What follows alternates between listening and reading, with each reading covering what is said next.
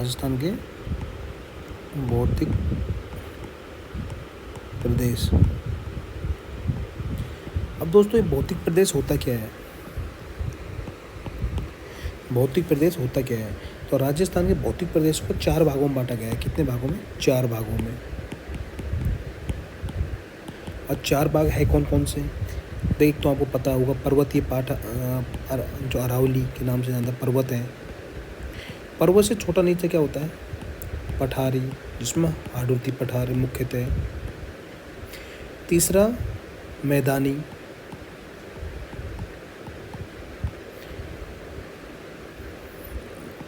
और चौथा है दोस्तों मरुस्थली, मरुस्थल, इसको रेगिस्तान बोलेंगे अपन। अब ये 4 भागों में कौन कौन से हैं? पर्वतीय क्षेत्र हो गया, पठारी क्षेत्र हो गया, मैदानी हो गया और मरुस्थली हो गया।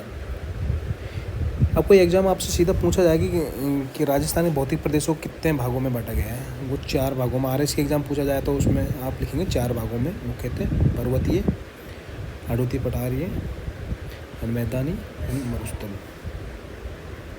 अब भौतिक प्रदेशों की को हम डिवाइडेशन कितना % है, कितना जनसंख्या निवास करती, इसमें हम डिवाइड करेंगे तो वो आप देख लीजिए। हम एक तो मरुस्थल कर देंगे यहाँ पे, सेकंड अरावली कर देंगे, थर्ड मैदान कर देंगे और फोर्थ कर देंगे हाड़ौती पठार। अब इसमें भी एरिया, पहले एरिया की बात कर लें, क्षेत्रफल की। तो मरुस्थल में एक राजस्थान का इतना 61.11% भाग मरुस्थल है, क्योंकि 9% भाग अरावली का आता है और 23% भाग आता है मैदानी और हाड़ौती का आता है 7%। यदि जनसंख्या की बात की जाए, जनसंख्या की पॉपुलेशन की बात की जाए, तो रेगिस्तान में 40% पॉपुलेशन निवास करती है, जो कि वर्ल्ड में किसी भी रेगिस्तान में बसने वाली सबसे ज़्यादा जनसंख्या है मरुस्थल, थार के मरुस्थल में। 10% निवास करती है अरावली की पहाड़ियों में, अरावली और रेंज पे, और मैदानी में वाले भाग में 39% पॉपुलेशन निवास करती है और 11% निवास करती है हाड़ौती पठार में।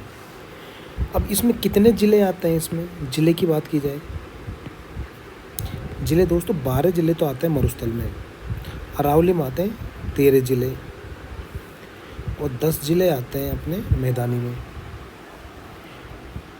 और 7 ज़िले की बात की जाए ये आएंगे अपने हाड़ौती में, जिनमें अपन 4 तो मुख्य आगे झालावाड़, बारा, बूंदी एंड कोटा, प्लस 3 और जोड़ेंगे भीलवाड़ा,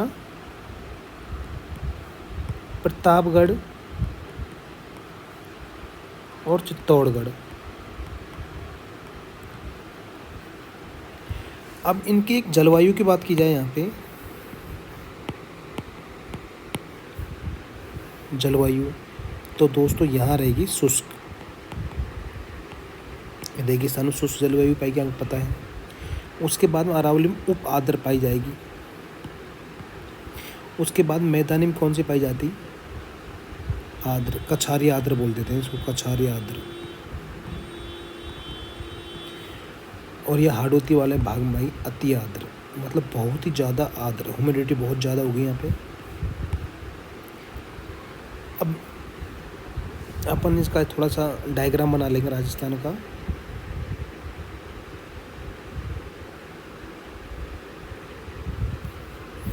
जिसमें ये वाला भाग आ गया 61.11% आ गया रेगिस्तान का, और ये वाला भाग कितना है? अरावली वाला पोर्शन कितना हो गया? अरावली वाला पोर्शन हो जाएगा 9%, और ये वाला भाग है, ये हाड़ौती वाला है, ये है 6.89 है, इसको लगभग 7% मानेंगे इसको। यदि मैदानी भाग की बात की जाए, ये वाला, तो ये पड़ेगा 23% मैदान। ये आपको ऊपर से थोड़ा याद रखना है इसका डायग्राम से। यदि हम आगे की बात करें, पहले अपन मरुस्थल की बात कर लेते हैं, पहले वाले पोर्शन की इसकी। तो मरुस्थल को भी अपन यहाँ से इसको हटा लेते हैं। ये मरुस्थल का पोर्शन हो गया। कितनी लंबाई में है मरुस्थल? ये है दोस्तों 640 किलोमीटर।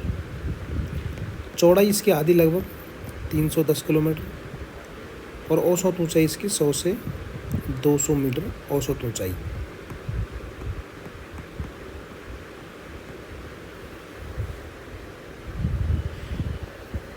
यदि अब मरुस्थल की बात की जाए तो दोस्तों मरुस्थल में क्या होगा, मरुस्थल को भी 2 भागों में बांटा गया है। कितने भागों में? 2 भागों में। एक तो हो गया शुष्क मरुस्थल, और दूसरा हो गया अर्ध शुष्क मरुस्थल। अर्ध शुष्क मरुस्थल,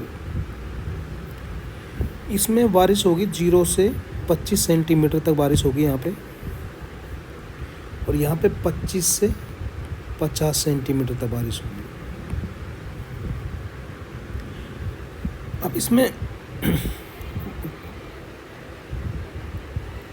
अब इसमें एक बात है, 25 सेंटीमीटर समवर्षा क्या होगी? समवर्षा रेखा। इस मरुस्थल को, ये मरुस्थल बना लेते हैं। इस मरुस्थल को जो 25 सेंटीमीटर वाली बारिश रेखा है 2 भागों में बांटती है। एक तो हो गया राठी, जिसको बोलते हैं शुष्क मरुस्थल। एक हो गया अर्ध शुष्क, जिसको बोलेंगे बांगड़ क्षेत्र, बांगड़ प्रदेश। तो इसको बेसिकली क्या, कैसे आप डिफाइन करेंगे? ये मरुस्थल को 2 भागों में बांटती है, शुष्क और अर्ध शुष्क में। अब पहले शुष्क मरुस्थल की बात की जाए,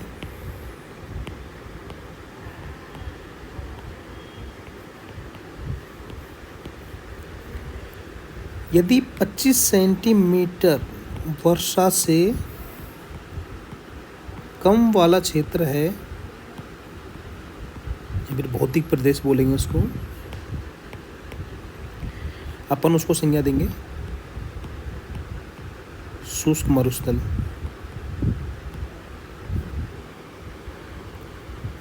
अब शुष्क मरुस्थल में भी 2 टाइप से अपन 2 भागों में बांटते हैं शुष्क मरुस्थल को भी। ये अपने माइंड में एक थीम बना लेना। एक तो हो गया बालू का स्तूप। अब मैं बताऊं बालू का स्तूप क्या होता है, अभी रुको। बालू का स्तूप मुक्त, एक बालू का स्तूप युक्त, मतलब ये तो मुक्त होगा, कोई बालू का स्तूप नहीं है, और ये होगा युक्त। अब बालू का स्तूप होते क्या हैं दोस्तों? जब कोई विंड यहाँ से चलती है तो यहाँ से बारीक मिट्टी के कण होंगे कुछ, इन मिट्टी के कणों को ले जाती है यहाँ पे, कुछ ऑब्स्ट्रक्शन आ जाता है, मतलब अवरोध आने के कारण यहाँ एक टीला नुमा संरचना बना लेती है मिट्टी के कणों का, जिसको क्या बोलेंगे दोस्तों? बालू का स्तूप। अब ये हवा के ऊपर खेल है पूरा, देखिए हवा के ऊपर, जैसी हवा चलेगी वैसे इनकी स्ट्रक्चर बनेगी, मतलब संरचना बनेगी। मैं आगे पढ़ाऊँगा कौन कौन से टाइप के बालू का स्तूप होते हैं। अभी हम बेसिक यहीं पे इसकी डेफिनेशन देख लो, मैं इसकी डेफिनेशन भी बालू के स्तूप के, अब मैं इसको बताता हूँ बालू का स्तूप से मुक्त वाले को क्या बोलेंगे। वैसे बालू का स्तूप मुक्त वाले 41.5% है, जिसमें पथरीला मरुस्थल है, पथरीला।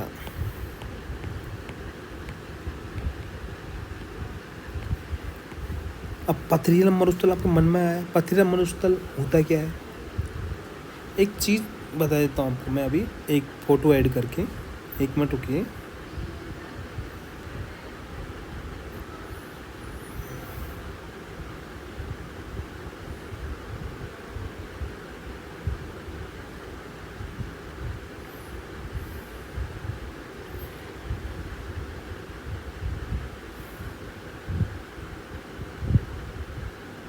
चलो छोड़िए, यहाँ से अपन चूज करें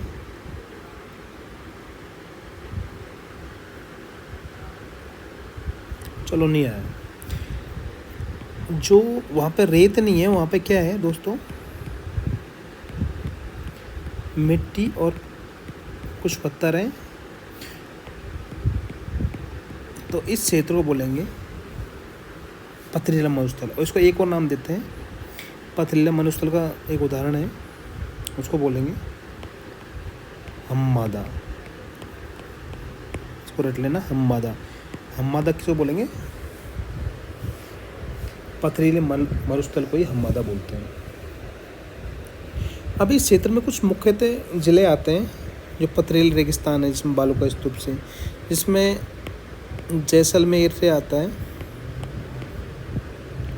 और बाड़मेर आता है, एक आता है जोधपुर। इन तीनों ज़िलों में गैस और तेल के विशाल भंडार हैं। तो आप मुख्यतः हम ये बोल सकते हैं कि जो हम्मादा वाला क्षेत्र है, बालू का स्तूप से मुक्त वाला क्षेत्र है, उसमें गैस और तेल के ज़्यादा भंडार हैं यहाँ पे। अब बात की जाए बालू का स्तूप युक्त रेगिस्तान। अब ये कितना होगा, कितना परसेंट होगा? उसमें अपना था 41.5% था, इसमें है 58, बचा कुछ 58 पॉइंट इतना प्रतिशत है बालू का युक्त रेगिस्तान। ठीक है दोस्तों। अब नेक्स्ट बात की जाए, बालू जो भी अपने ये बालू का स्तूप है कितने टाइप के होते हैं। पहले के टाइप की बात की जाए, उसको बरखान बोलेंगे। बरखान होगा, हवा ऐसी चलेगी तो अर्धचांद्राकार की शेप में ऐसे स्तूप बना लेंगे। इसकी चौड़ाई समथिंग 100 से 150 मीटर तक होगी। ऊंचाई इसकी होगी 10 से 15 मीटर। ये मुख्यतः कहाँ पाया जाएगा? ये चूरू और झुंझुनू वाले क्षेत्र में पाए जाते हैं, मतलब शेखावाटी क्षेत्र में।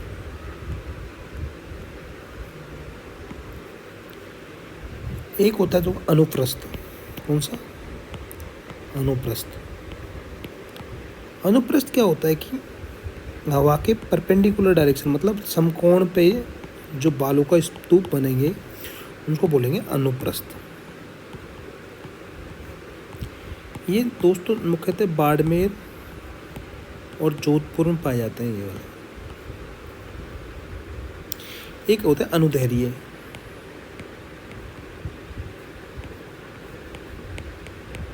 अनुदैर्घ्य की बात की जाए तो यहाँ पे ऐसे हवा चलेगी, हवा के समांतर जो स्तूप बनेंगे ना,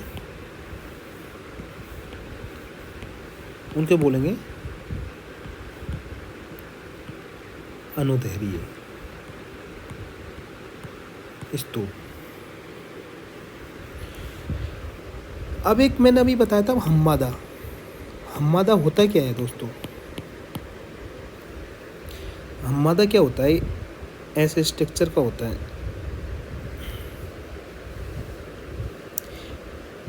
अनियमित हवाओं द्वारा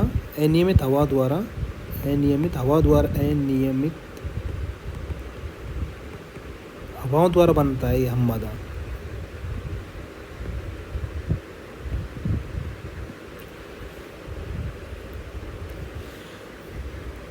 एक दोस्तों एक और स्तूप की बात की जाए, उसका नाम है सीफ। नेक्स्ट स्तूप की सीफ स्तूप। ये क्या होता है कि जैसे अपना ये बरखान है, ये इसमें ऐसी हवा चल गई, ऐसी हवा चल गई, तो ये इसकी स्ट्रक्चर ऐसी बनेगी, कुछ नीचे स्ट्रक्चर ऐसी बनेगी। तो इसको अपन कैसे डिफाइन कर सकते हैं कि जब पवन की दिशा में परिवर्तन, पवन की दिशा में परिवर्तन हो जाता है,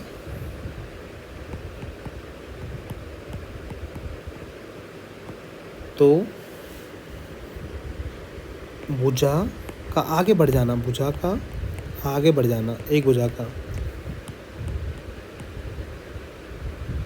उसको बोलेंगे सीफ, बालों का स्तूप, सीफ।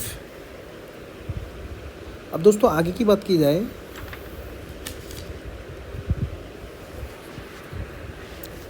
एक होते हैं पैराबोलिक, इसका नाम ही पैराबोलिक बालों का स्तूप है। ये क्या होते हैं, ये कौन सा होता है पैराबोलिक?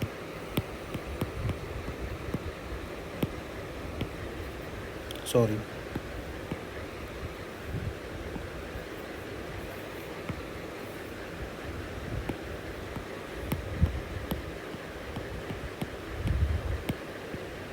पैराबोलिक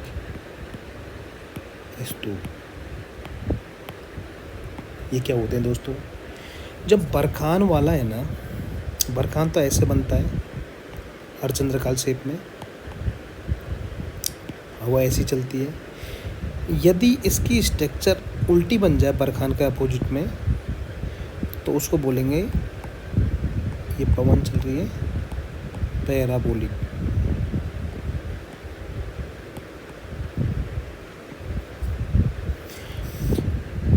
अब बरखान के अपोजिट डायरेक्शन बनने वाला, अब इसको कैसे लिखेंगे? बेसिकली वैसे तो ये महिलाओं की जो क्लिप होती है ना, गर्ल्स वगैरह महिलाएं बालों में लगाती हैं, उसकी संरचना के अनुसार होते हैं।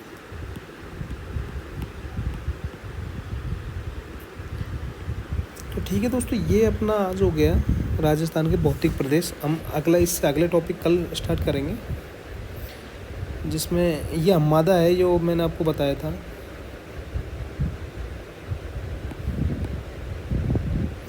हम्मादा इस टाइप का होता है रेगिस्तान।